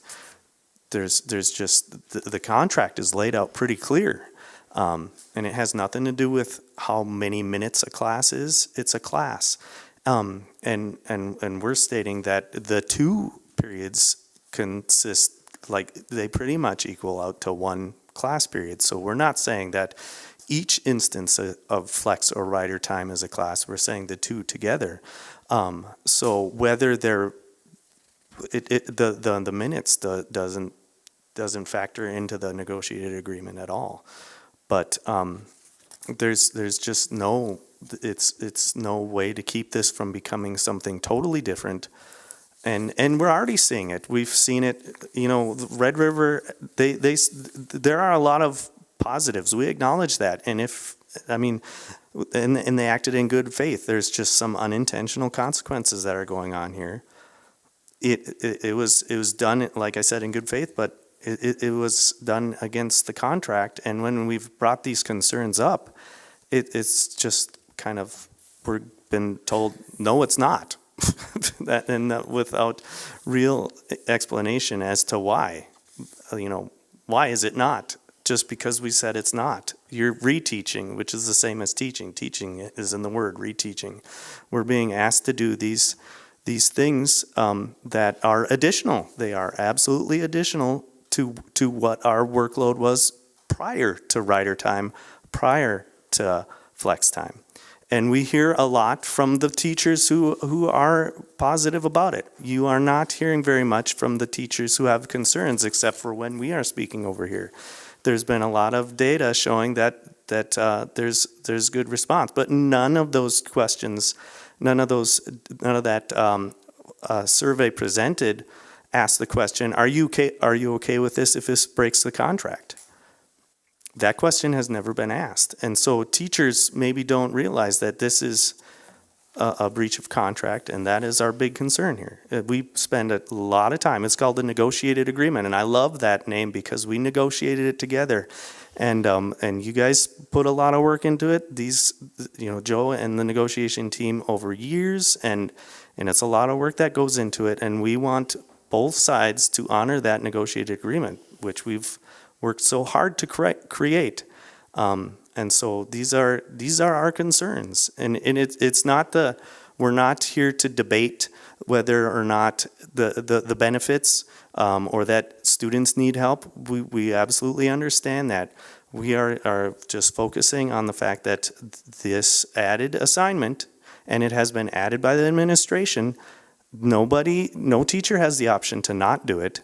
They are required to do something during that time. They are required to take students into their class. They are required to take some attendance. They are required to do something during that time. And some teachers are feeling the pressure absolutely to do something as a part of the goals that the district has laid out and where the shortcomings are. Those teachers feel that pressure every single day and now are feeling the added pressure to get, to do even more, to create more content with the same amount of prep time. And now the prep time that they had devoted for their 5 assigned courses, some of that time is being diverted because I've got a prep time or a flex time session coming up, and that is a fact. That is not an opinion. That is absolutely happening. And if somebody's saying it's not, then they're not listening to their teachers. Thank you for that. So just to clarify, there was no response from GFEA to Dr. Glatzer's letter. There was no formal response, no. Okay. There seems to be reference to prep time in a lot of the conversations. The grievance isn't related to prep time, though, correct? Ask again. There's a lot of inferences to prep time, but this grievance isn't related to prep time, correct? No, it is not related to prep time, but it does illustrate, the message keeps being sent out that this does not require any prep. And we want to make the point that it absolutely does, just like the other courses that the teachers are required to, as a part of their regular course load. There was a couple statements made that many teachers have been impacted. Do you have a number of registered complaints from how many teachers have indicated that this is potentially a breach of contract or they have some frustrations with RTI or flex time? We don't have an exact number. Part of this on our part is having to educate the teachers of what this is, and so it's not being explained very clearly to them that from the administration that this is a breach of contract or a potential breach of contract, which we believe it is. So would you say that a majority of members of GFEA have an issue with RTI or flex time? I can't say that. I don't know. Okay. Thank you. Other board members? Yes, Dr. Arison, and then we'll go to Dr. Lund. Okay. Just quickly here, Mr. Olson, this was shared, Red River's RTI proposal. This was shared with Melissa Bukup last year when her and I met regarding what RTI would be, so I can get you a copy of this if you'd like. But this was the RTI proposal we shared with Dr. Brenner in Cabinet and then Melissa Bukup. So it was shared.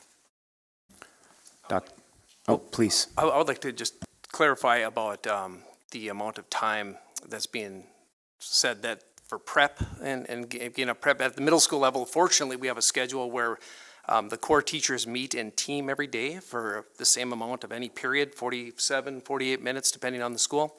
And that time has been used to help organize students in those sessions. And so, each of our schools rotate at least for social studies, math, science, and English.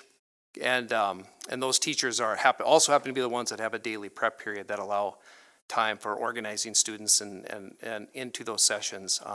We've also been using our PLC time, since it's really a part of the PLC process. We're able to designate some of that time as well so that content areas can look at common assessments and make decisions on possible sessions that could be offered to help students.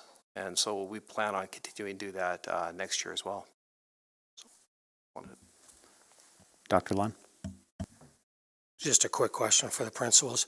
Do you all have an estimate of how many times, either informally or formally, an individual teacher has raised concerns about this process to the department chairs or the dean of students or associate principals or principals at each of the schools? I can speak for South. To me, 0.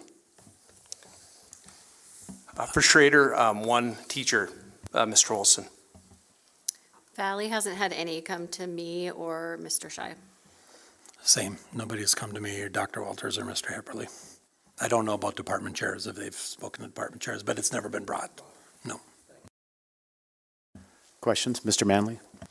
And speaking of, I'll just throw this out there for the principals or the GFEA.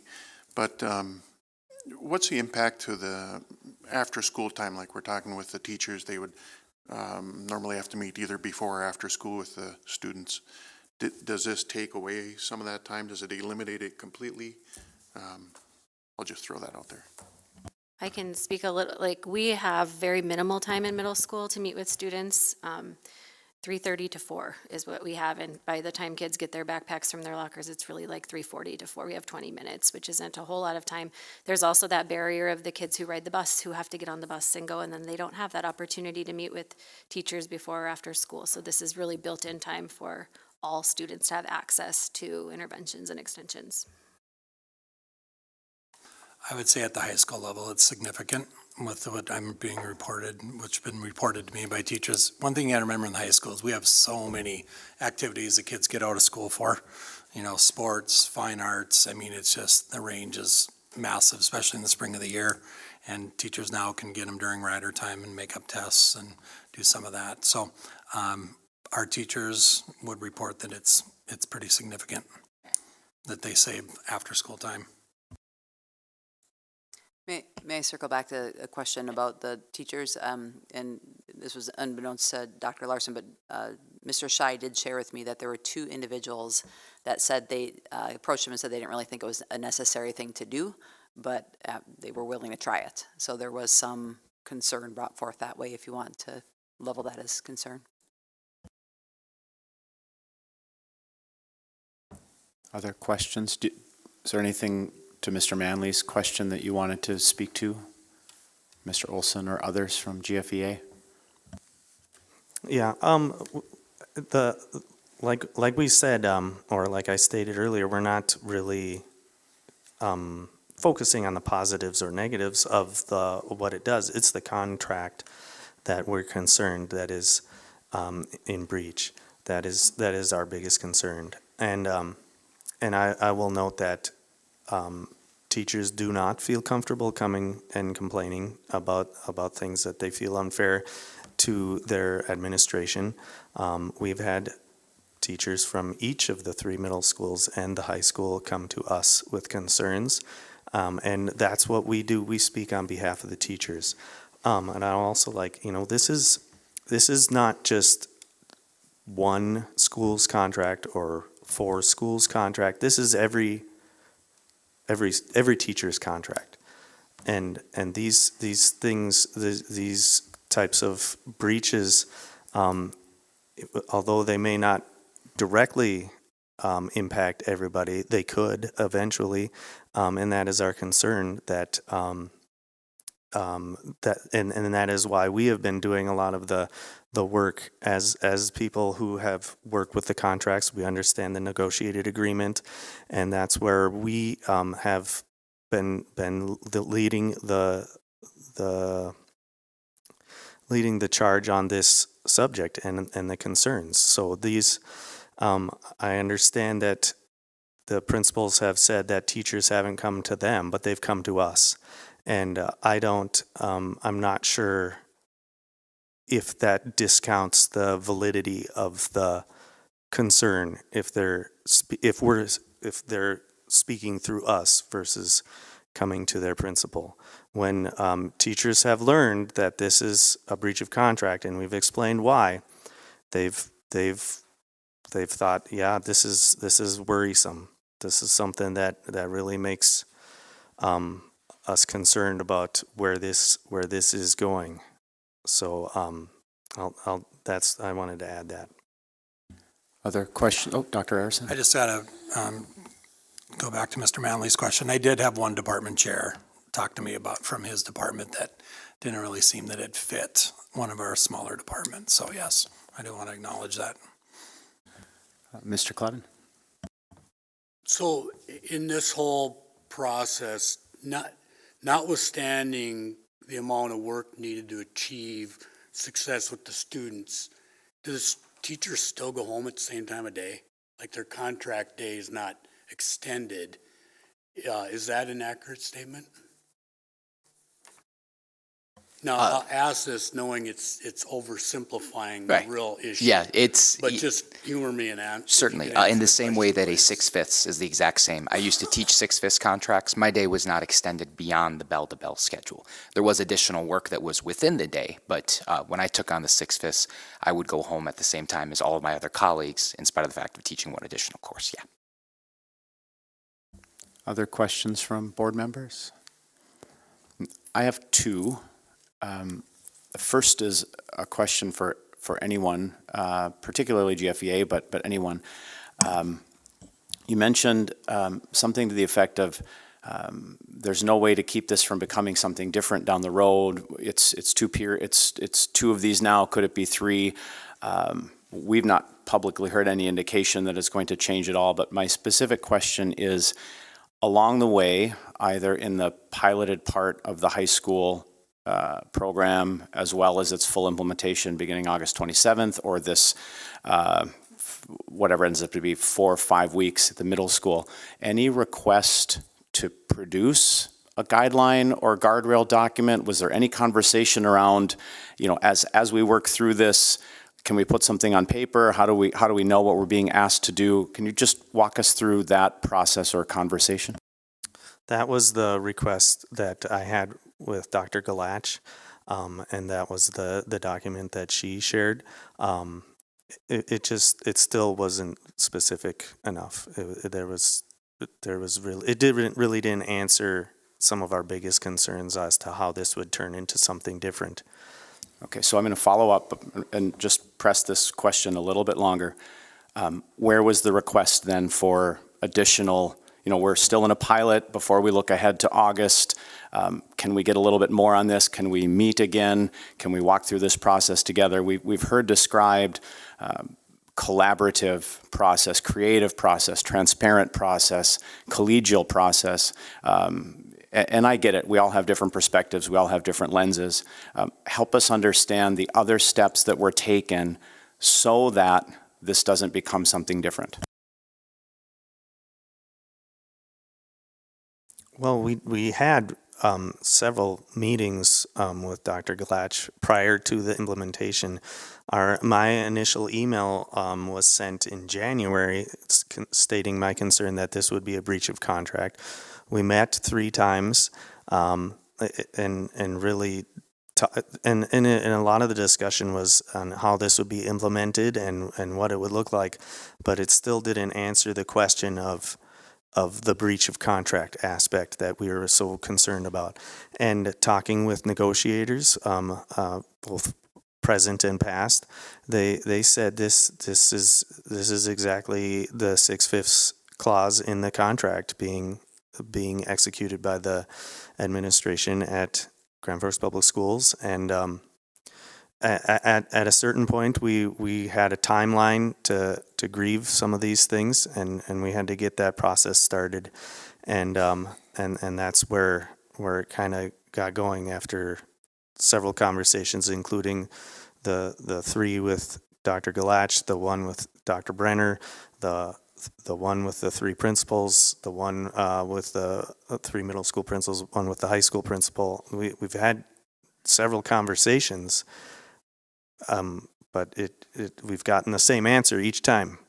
We've been told it's not a breach of contract, and we have a disagreement there. My second question, but I'll pause if someone has some commentary on question 1. I thought I saw a hand somewhere, if I'm not mistaken. Okay, so I'll move on to question 2. Is it true that the high school pilot started April 2nd, 2024? this is part of several questions, so this is, at least according to our documents, piloted beginning April 2nd, or on or about April 2nd, full implementation August 27th, 2024, is that correct? That was the understanding we had. Neither Joe or I were in those meetings. I was a vice president at the time, and it was presented that way at an exec board meeting that I was a part of, but there was no details given, very little to go by at that time. Is there any information in the room to dispute those? We don't ever recall using the word pilot. It was full implementation on April 2nd. Our guiding coalition wanted to start it at the end of the year, but we don't ever recall using the word pilot. I have our proposal, it doesn't say pilot anywhere. We don't recall ever using that word. Thank you. The letter I received on June 3rd, there's a section that I'll read again. Number 1, understanding of GFEA at the time, rider time would be piloted. Further discussion on full implementation in the fall of 2024. Point 4, GFEA believes this grievance is valid. The implementation of the rider time pilot was April 2nd, 2024. Maybe there's a misunderstanding or other people weren't in the room, but at least GFEA's position is, according to the letter I received, the pilot April 2nd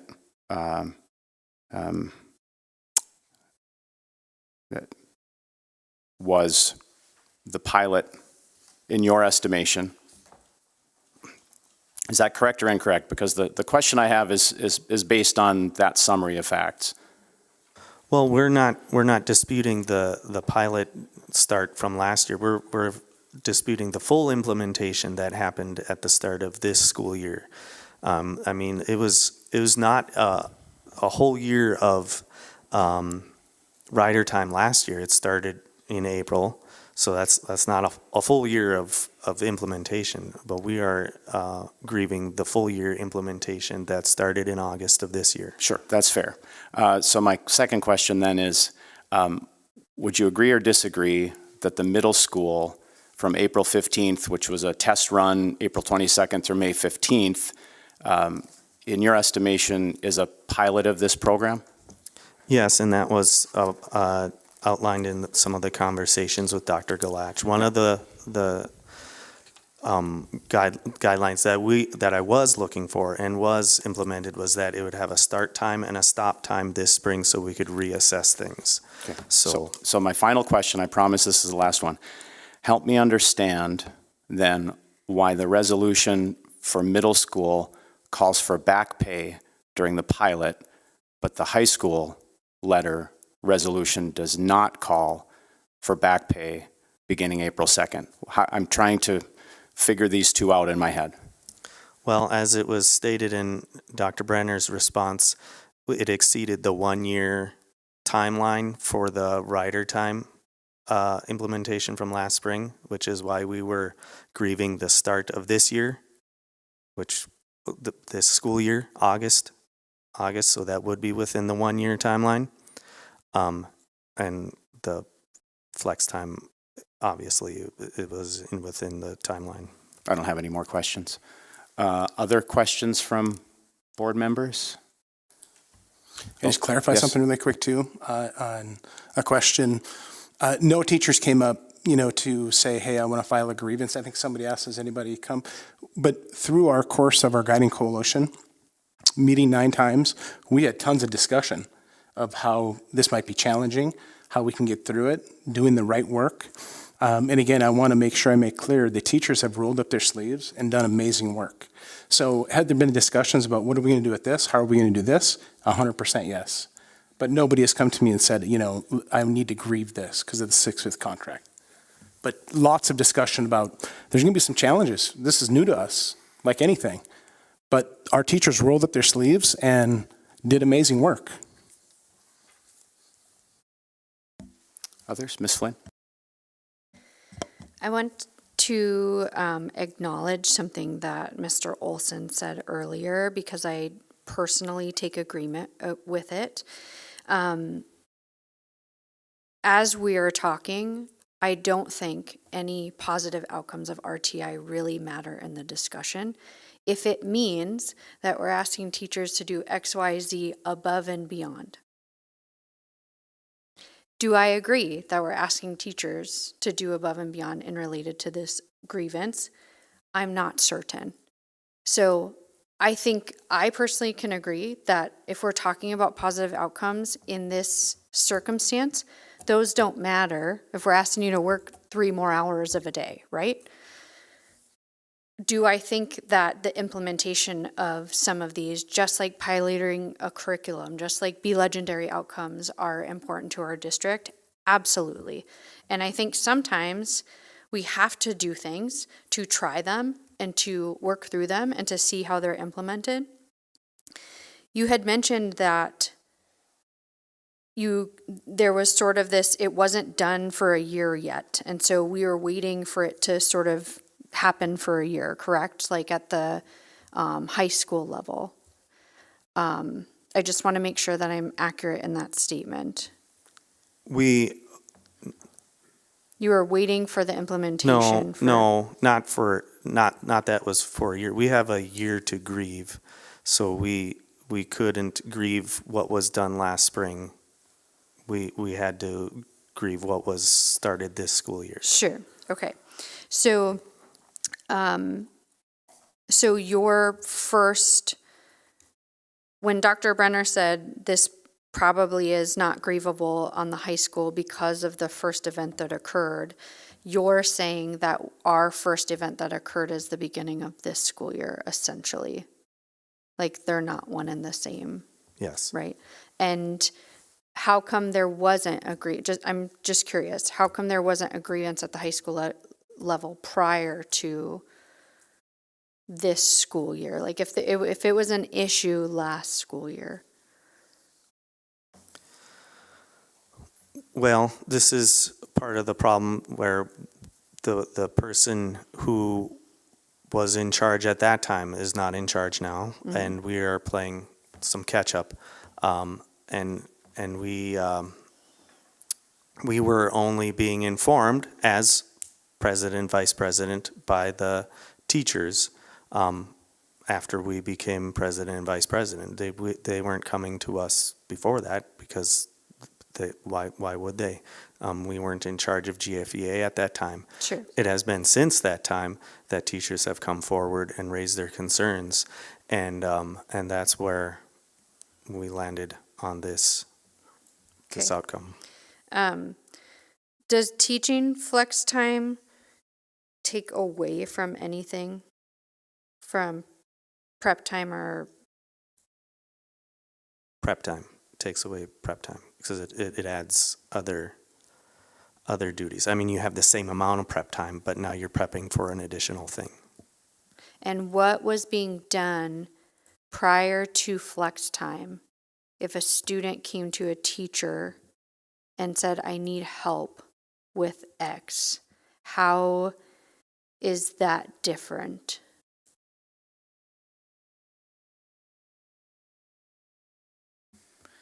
The fundamental difference in the scope of this grievance is they're being told. It's the same thing as if a student comes to me at the high school level and says, I need help on my science assignment. If I'm in the middle of grading, I can have them sit down, I can continue doing my grading and help them on that end. When it's presented in a form like this, there is an expectation of rigor, there's an expectation of structure, there's an expectation of meaningful interaction with the students that is not present during something like a prep time. So that prep time is mine that I can use to, like I said, do my grades, respond to parents, do lesson prep for the next week. In these instances, when it's set aside as this flex time or as this writer time, that expectation is fundamentally different, because when I open my classroom in this situation, when kids are in here, the expectation is you are reteaching content, or you're doing X, or you're doing Y, dependent on the school, dependent on the administrator. Okay.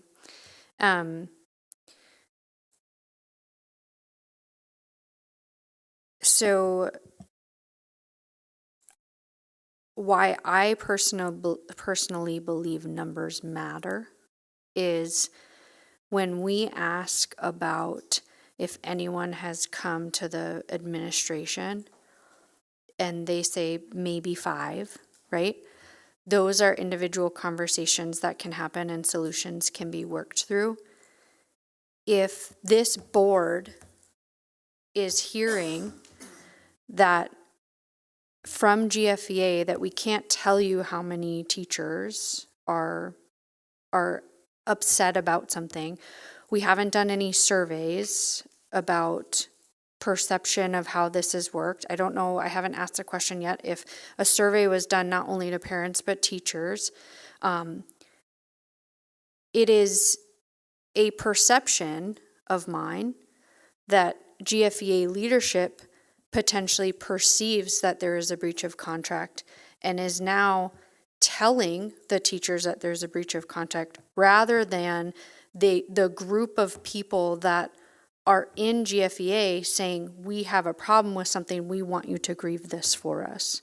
Now, we can argue back and forth if that's a correct way to lead or to run an organization, but if I'm hearing from you, as an example, less than 10 teachers have a problem with it, less than 10 teachers believe it's an issue, to me, a group of 600-700 teachers in an organization like GFEA, it's hard for me to understand that it's just 4 people in the leadership of GFEA that have a potential issue with it, rather than a group that you are representing. So numbers do matter, I believe, because I'm trying to understand, is this a holistic problem at our school rather than a perception of what we think it may evolve into? And what I've heard is more about prep time rather than a 6/5 contract, which is what the grievance is about. So I'm struggling with that. How many teachers need to come forward in order for a breach of contract to be expressed, valid? In the policy, 1. Okay, then does it? We have 5. We've got several. Then GFEA has grieved. There's been conversations. We don't know. The conversation was we had discussions with these individuals. I am agreeing that 1 teacher needs to come forward. What I'm fundamentally having an issue with is an organization leading a group of teachers that it is not a common problem, and rather there's potential issues of someone just saying, as leadership, we think this is an issue, we're telling you it's an issue, not a fundamental cultural thing that teachers have an issue with. So, and that's my brain trying to think. Well, and just to put that at ease then, 2 individuals from Red River reached out specifically to me and said that this is a breach of contract and we're not having our names attached to this because we fear repercussion, and we've been in this district long enough to know that that's the potential outcome there. So we are grieving on behalf, technically, of 2 individuals at Red River High School, as well as 3 at Valley Middle School, I believe at least 3 at Schrader, and a handful of others on that way. So just to put you at ease, this is not an administration, this is not an organization saying we're grieving this because X. And to kind of address the timeline piece as well, to reinforce what Mr. Olson was just saying, part of the reason that the delay happened was that gathering, that fact-finding, those conversations that happened with the individuals that believed this was a breach of contract, which sparked further conversations, which sparked this direction that we needed to take in this regard. The individuals involved fear retribution from their colleagues, they fear negative perception. And again, just to reiterate what Mr. Olson said, we are not arguing the benefits of RTI time. We are not arguing the good, bad, ugly, or otherwise. We know, we see the data, we understand that it's good. It's a contractual question that we have that we feel that this is, and looking at black and white language, we know that this is something that needs to be addressed and needs to be grieved because it does breach our contract. I think part of the hard part, and we've had this discussion, is that if there's actual fear of retribution, for a couple of things. First of all, we have policy that prevents that from being able to occur. And if it does occur, there's a process that we would embark on to make sure that we're not violating anybody's rights, that we're not retaliating against an individual. But it's hard because the purpose of this policy is to create open lines of communication. And so if we have an anonymous person coming forward. We have nobody with whom to communicate. We have nobody with whom to resolve the issue and with whom to have these discussions around. And that's where GFEA felt compelled to step in. But really, the policy is designed to open communications with individual teachers and their supervisors and to make sure there's a due process there. So I just have question about this policy even applying to the situation because of that dynamic. And it's a hard dynamic. If the fear is retaliation from peers, like if there's a peer pressure to keep this program in place, that's not something that is part of our policy as far as retaliation from administrators and that sort of thing. And I hear that being intimated here. And again, that's a hard dynamic, but there might be a reason for that peer pressure to be occurring. My last question was just a process question. In section 2 of the grievance procedure, item D, the last sentence says no more than 3 grievances shall be considered simultaneously at or beyond level 3. Is this 1 or is this 4? Point me to what you're talking about again. It's in policy 4120, section 2 under grievance, so it would be the second page, item D. Within 5 days after the meeting, the superintendent or designee shall issue a decision in writing to the parties involved. No more than 3 grievances shall be considered simultaneously at or beyond level 3 of this section. I think there's different ways to interpret that, and I can talk about that in executive session. Okay. Other questions from board members? Mr. Clevin? As a contract grievance, it seems perfectly appropriate that GFEA is handling this on behalf of their membership. The fact it's one or several other individual teachers who may or may not express an issue to their principal, to me, is an irrelevant question. If it's, someone said earlier, if it's one, that's enough. And so I think the discussion on number of teachers who may have a personal feeling on this is basically irrelevant. And I respect the GFA for taking this up on behalf of their membership, because I'm pretty sure it's not a comfortable spot to be in. So, Other board members? Dr. Lund? Since I asked the question, I'll give the rationale behind it. I agree with you, Jay. I'm more discouraged that if people feel that they are going to be retaliated against, that's what bothers me more than anything. Being in healthcare for 40-some years, it bothers me if a nurse doesn't feel comfortable to be able to go to their supervisor and issue a complaint. So it's not necessarily the numbers make a difference. It's that thought process. and I think, Catherine, that's probably what you were trying to get to on the retaliation side of the statements. Not trying to put words in your mouth, but that's what I interpret it to be. That is correct. In addition, I think you heard in many of the letters, I work with these fine folks every single day, and there's a desire to communicate with their teachers. They repeatedly say they want to know if there's an issue so that they can work to resolve the issue. We'd like to have that open line of communication, which is what the spirit of the policy is all about. Other questions from board members?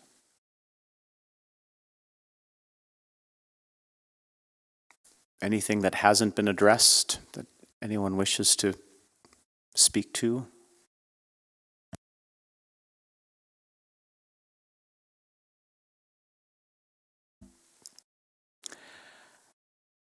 At this time, I would ask for a motion to hold an executive session pursuant to NDCC 44-04-19.1, 2, and 5, and 44-04-19.2 for the board to receive the school district attorney's advice and guidance on the legal risks, strengths, and weaknesses of its decision for the Level 4 grievance appeal.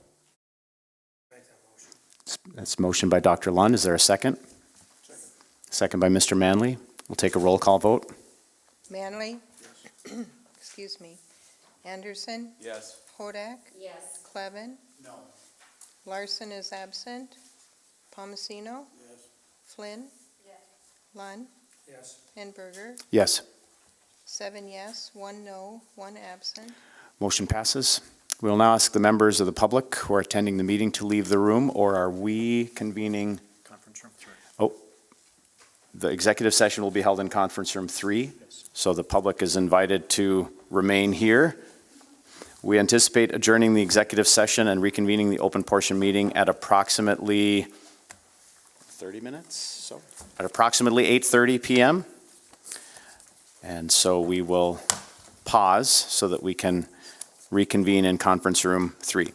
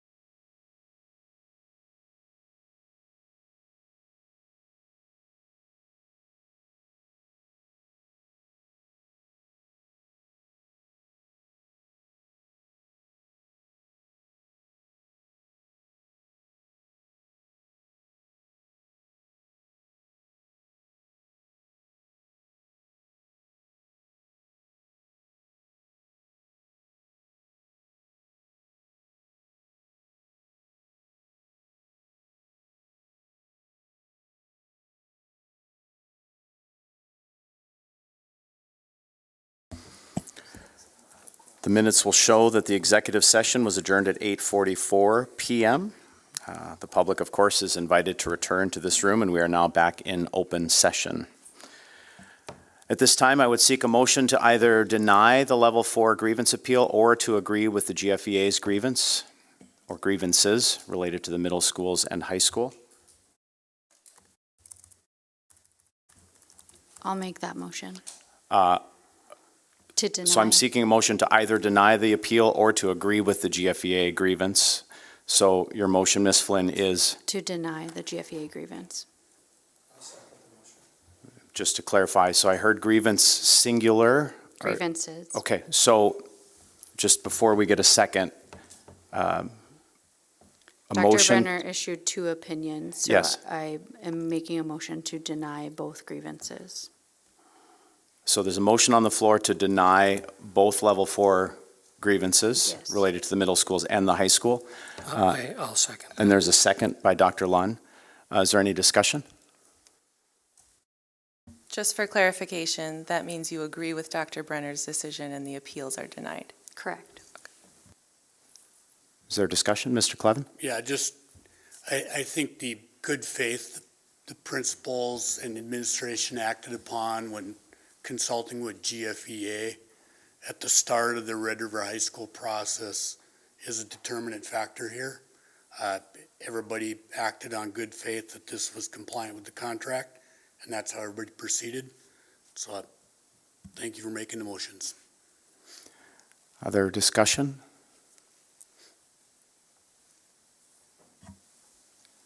We'll take a roll call vote. Lund, Yes. Palmesino, Yes. Flynn, Anderson, Yes. Clevin, Yes. Manley, Yes. Larson is absent, Hodak, Yes. Berger, Yes. H yes, 0 no, 1 absent. Motion passes. We are going to meet again as a board to issue our written decision. We are adjourned.